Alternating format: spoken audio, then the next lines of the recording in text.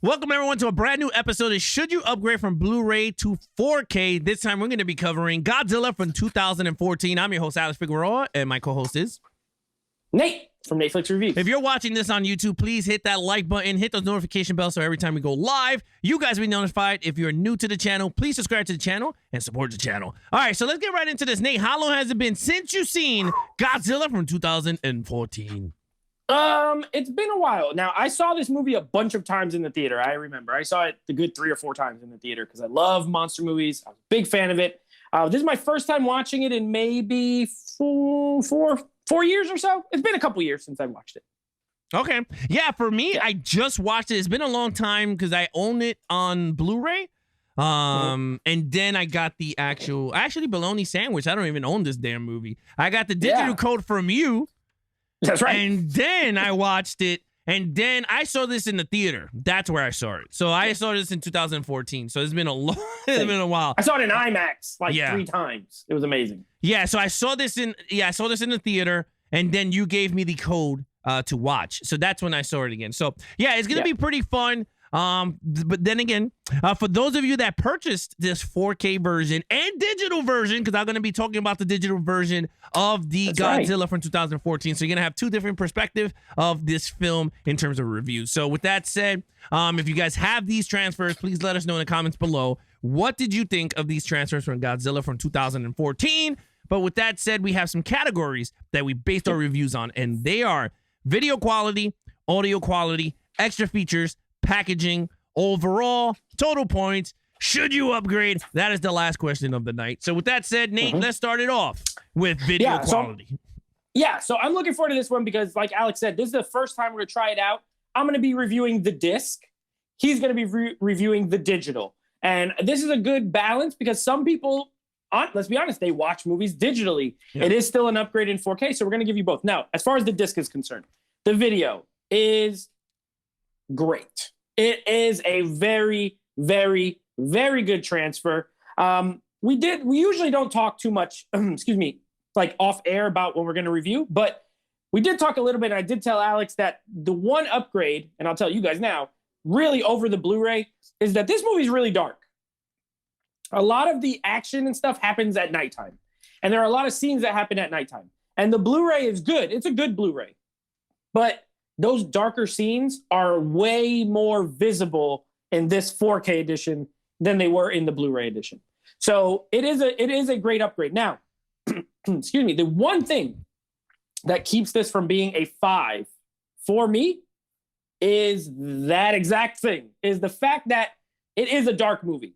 So, and that's not on the transfer. The transfer, honestly, I'd give the transfer probably like a 5 out of 5. But you know me. I scored the transfer and the overall image. Like, is this beautiful to look at in 4K? And a lot of the daytime scenes are, but there's a lot of nighttime, and it looks great, but not like amazing. I'm going to give it a 4.5, just under. Yeah. So, like Nate said, I'm going to be doing the actual digital version of this movie. Now, I did buy the 4K disc version, and I never opened it. I'll show you guys on the video later down the road. But I did buy it, and there's a reason why, and I'm going to talk about that on the overall. But the digital version of this, it's a fantastic digital copy version. And I was telling you, me and you, this is the first movie me and him talked about it, but we never gave the score of it. Because he asked me for the like what did I thought of the digital. It's really good. It's very clear. Is it clearer than a disc? Absolutely not. We all know the difference between a physical versus a digital copy of a movie. So you do get a lot of compressed detailing. But honestly, if you got yourself a really good TV, I can't see the difference, man. I was telling you this. I was like, there was no way I could tell the difference. And it was really good. So with that said, the darks, and I remember asking you this, I could not see nothing in the dark scenes. And I'm not even lying. And I don't even know if it's because it's digital or was it physical? Because there was a lot of scenes that I didn't know what the hell was going on. It was just like, it looked like it was just pitch black in my point of view. So with that said, I gave it a 4.5 on digital video on this. So equal. We're pretty much the same. Equal. Yeah. I see there's an equal here. I know a lot of people are going to start commenting this whole 100 gigs disc versus 6 gigs. And we're not talking about that because not many people care of what Yeah. size the disc is and what size is getting compressed. People would just want to know, can you see the freaking movie? And that's what I'm telling you. It's a 4.5 if you got yourself a really good Sony OLED or whatever. So with that said, let's get to audio.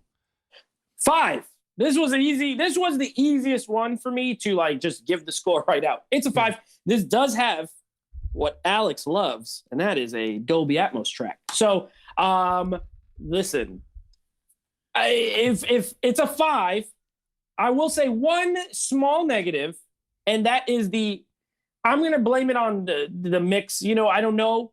Some of the, especially early, anytime it's not a monster scene, the dialogue is like a little low. Okay. And I had it put loud because when these monsters show up, when Godzilla stomps, like when the Mutos come out at the beginning, my bass, my subwoofer was absolutely just rumbling like crazy. Everything was loud and very clear. Godzilla's roar sounds amazing on this track. When he's charging up the laser, the vroom, vroom, vroom, vroom sound sounds amazing. The only thing that I have a small strike was some of the dialogue was a little low. With that being said, it ain't bad enough to me not give it a 5. So it's a 5 for me. Yeah. All right. So this was weird, and this is something me and you was talking off on the side also, was the fact that the digital code that Apple was giving, well, when you purchase on Apple 4K player, they offered you Adobe 4K, but no Adobe Digital.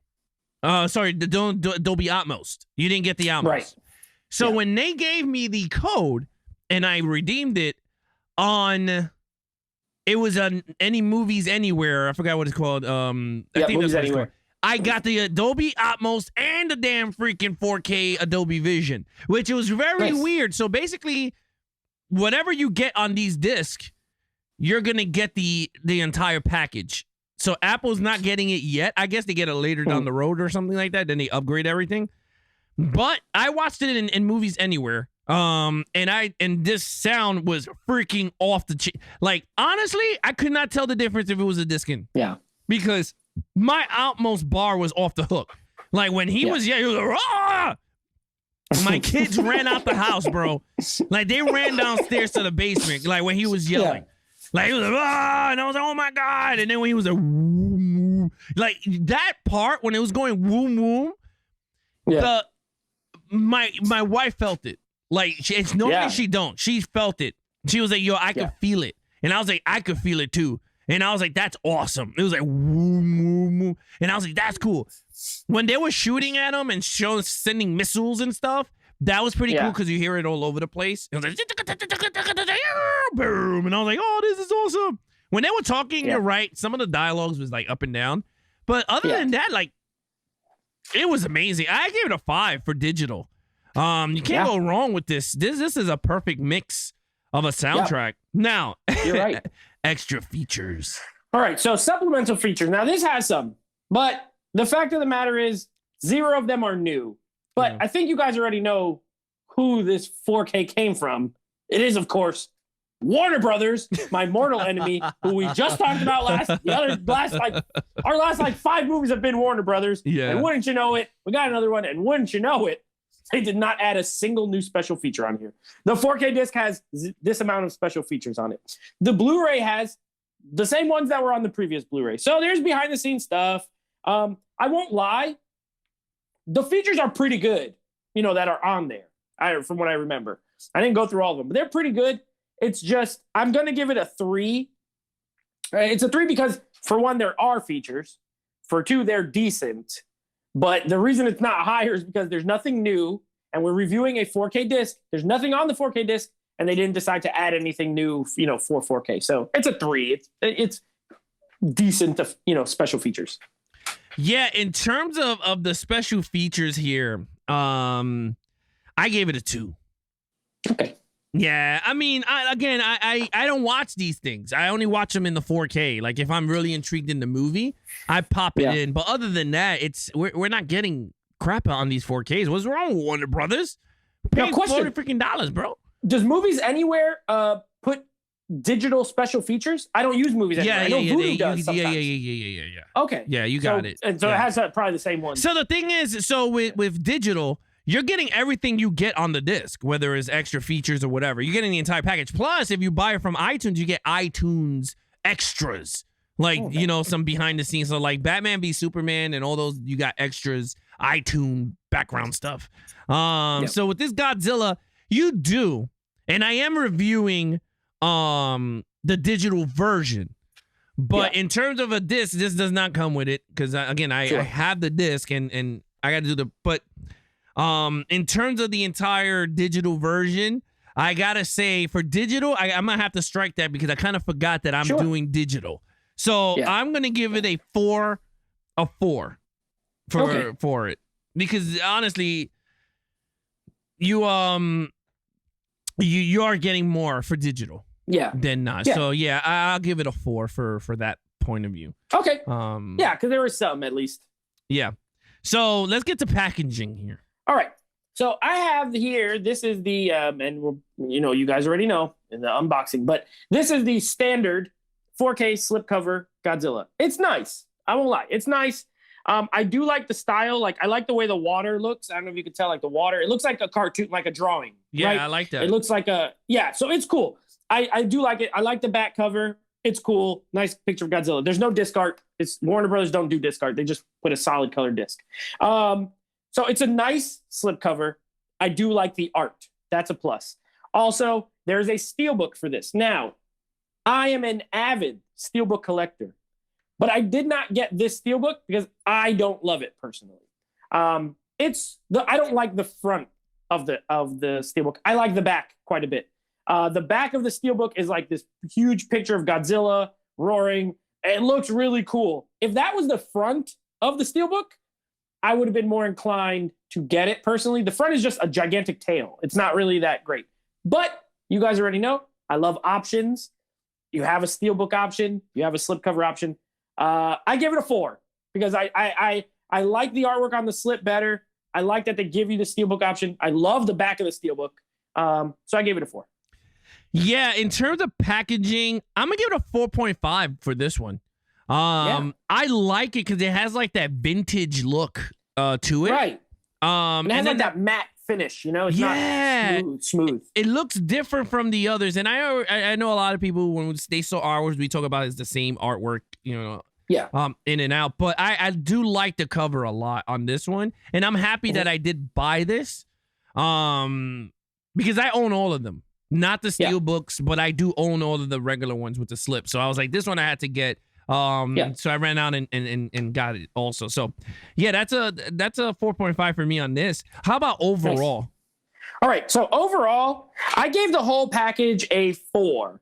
Now it's a strong 4 though. A very, very solid 4. The video quality is great. This is the best it's looked and the best it'll look probably. It sounds amazing. The features are, of course, a Warner Brothers dud. I know I gave it a 3, but it's really kind of a dud. Good packaging. I gave it a 4 overall. I think it's a great set. If you like the movie, and that's, who's usually watching this movie or these videos, you're wanting to know if you should upgrade. It's a great package if you're a fan of the movie. If you hate the movie, this will not fix any of your problems with it. It's the same exact movie. But as an overall package, I gave it a 4.